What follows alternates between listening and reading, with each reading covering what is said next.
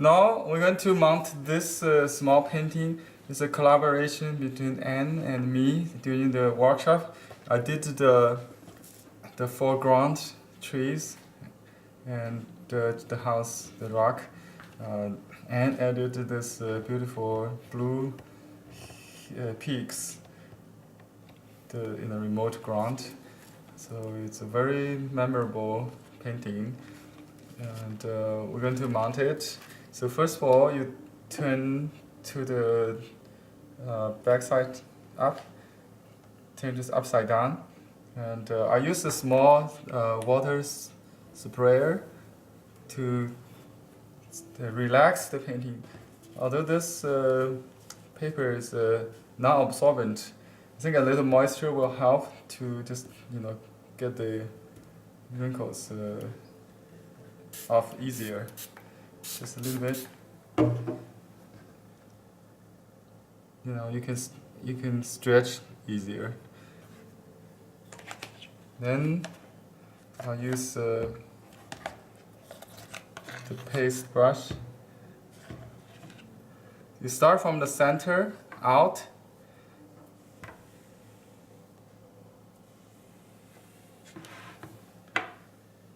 To make a cross and then diagonal to the corners. Make sure that you can make the faults meet. Or if you don't own a paste brush, can you you use a regular brush and wash it? Yeah, you can use Heka brush. The Japanese term is a flat brush. Does it have to be dedicated? Can you wash it and then paint with it? Or does it have to be dedicated to this? Yeah, to keep it clean, I think. It looked like that 25-cent brush from Home Depot. Yeah, that's right. Okay, I by accident I flipped the corner, so you need to lift it carefully. This paper is very tough. That's the Chikata wing paper. So you want to be very careful. So when you stroke back, don't bring the paper up. Just go beyond the paper. So dry all the moisture. Now the brush is relatively thirsty. So you kind of take the extra moisture away from the painting while you flatten all the. Now we're going to clean this margin. This is a very important step before you put it on the backing paper. You want to clean the surrounding areas. You can use a wet towel. I just use a paper towel.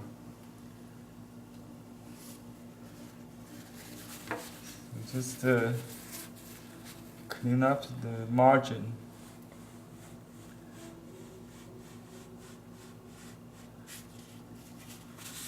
So the backing paper will not stick on the table, basically. Because the consistency of the paste is very thin, if it, a little bit left over will not really causing any damage. So you don't need to touch the painting. You just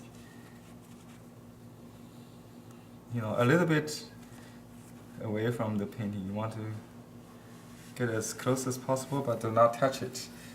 Okay. Now I use the backing paper, which is another piece of rice paper. You can, in the large size painting, I always roll it. This size paper is very easy to handle.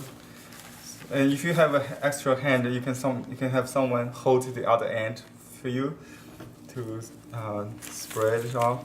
So I make sure it's aligned parallel to the end, so it will not end up too tight. Yeah. That's why I like to use at least twice big as the original.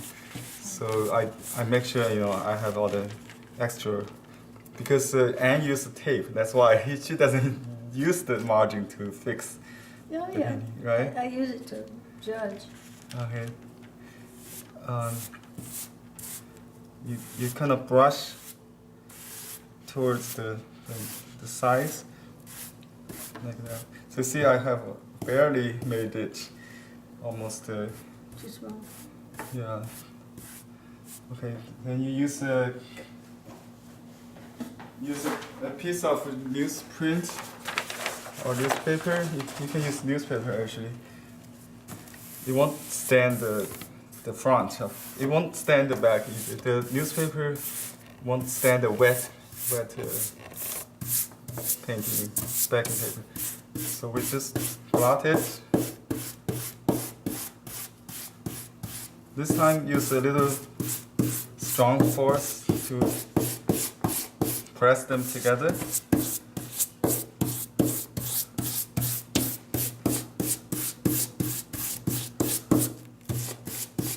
So this brush stay dry all the time. Just use for blotting, pressing. Okay. You can blot another time. Maybe we'll make the drying process shorter. Just take the moisture off.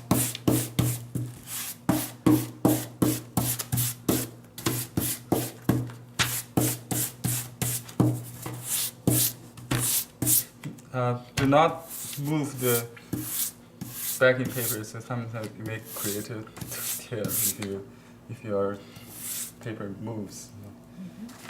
First, so this is almost done, and then the next is to paste to fix it on the drying board. I use a piece of inner door from Home Depot. So to prepare that, we need to paint the margin. Use a relatively dry pasting brush. Just paste the margin.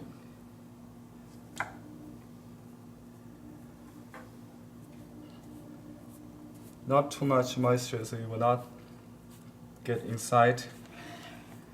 A little bit is fine. We tested it before. So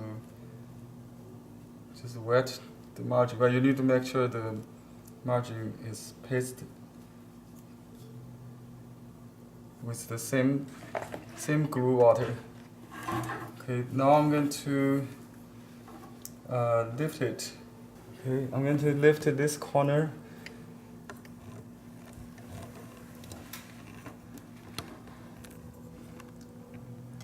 I lift one corner. Oh, this time I'm lucky, so I don't need the knife. Sometimes I need that. You can use a needle pointed tool.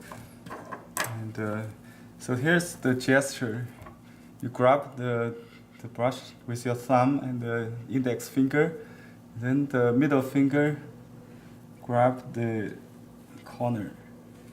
And use the brush to hold the painting, so give you more broader.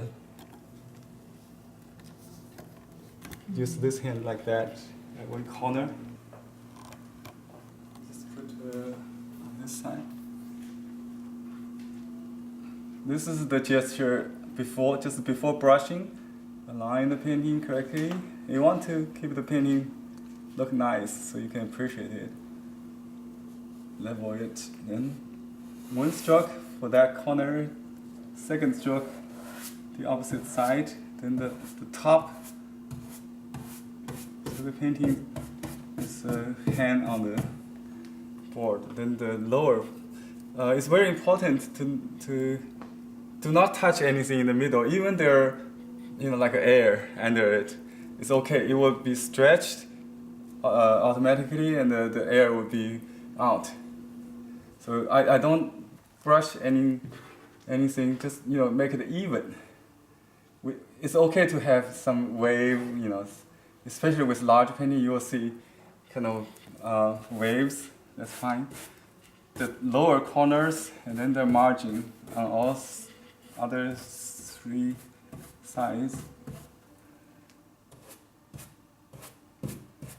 Just brush it on and then knock the corners and the margin.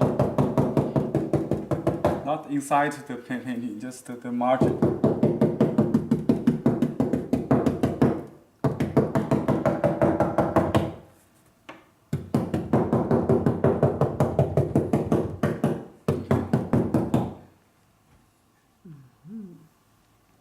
Yeah, so there are some not flat. There a little bubble, kind of air bubble. That's fine, as long as there's no wrinkle between the backing paper and the painting. It will be stretched because when the painting gets dry, it will stretch. Make sure the margin is set, where it's fixed. In some room, if you have AC, it may dry, on one side faster than the other. That's no good. So no drift, no wind, no opening windows. Yeah. Draft. No draft. Yeah. So you just let it dry overnight most time. But in LA, we only need a couple hours. Don't put in direct sunshine. Normally, the longer the better. If you put, let it stay a couple days or even a week, it's no problem. Just, yeah. Okay. Any questions? Well done. Thank you, Diane, for your help. Thanks for watching. I've Good learned luck. something. I've learned a lot. Oh, thank you.